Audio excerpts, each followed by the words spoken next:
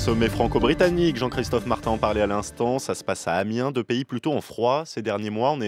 On est loin de la lune de miel, Thomas, de 1998. Oui, je vous renvoie au début du mois de décembre 1998, donc à Saint-Malo, où se tient le sommet franco-britannique. Alors, au pouvoir depuis le mois de mai de l'année précédente, le Premier ministre Tony Blair se distingue par un discours très pro-européen qui n'est pas sans déplaire au duo français, cohabitation oblige, Lionel Jospin, Premier ministre, et Jacques Chirac, président, que l'on écoute ici lors d'une conférence de presse à Saint-Malo donc. Nous observons depuis quelque temps une ouverture plus grande de l'Angleterre, d'ailleurs au niveau de l'opinion publique comme au niveau des autorités, pour aborder les problèmes européens. Et donc, la relation anglo-française et anglo-allemande ne peut évidemment que se renforcer aujourd'hui. Bon, en tout cas, ce réchauffement franco-anglais, il ne va pas durer bien longtemps, Thomas.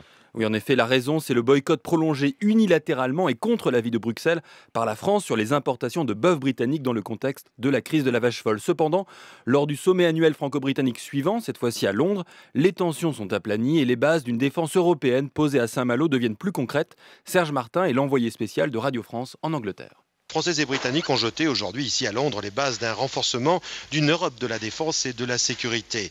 Dans un texte commun qu'ils entendent soumettre à leurs partenaires européens au sommet d'Helsinki les 10 et 11 décembre prochains, Paris et Londres proposent notamment la création d'une force d'action rapide envisagée à Cologne, riche de 50 à 60 000 hommes, soit un corps d'armée, assisté d'éléments de combat naval et aérien appropriés, avec notamment la création d'un avion de transport européen. Mais en aucun cas, il ne s'agit de remplacer l'OTAN, seulement d'en renforcer les capacités.